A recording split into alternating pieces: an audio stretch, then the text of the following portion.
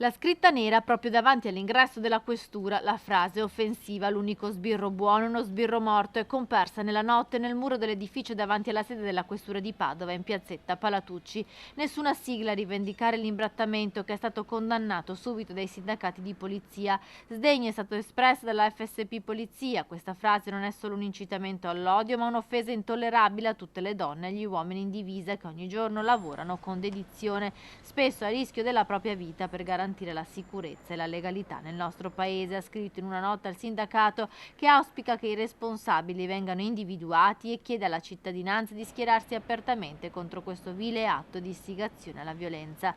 Nella notte, sempre in piazzetta Palatucci, proprio davanti alla questura, è comparsa un'altra scritta in occasione del 25 novembre. Il collettivo transfemminista Squirt ha appeso uno striscione con scritto "Mi proteggono le mie sorelle, non la polizia".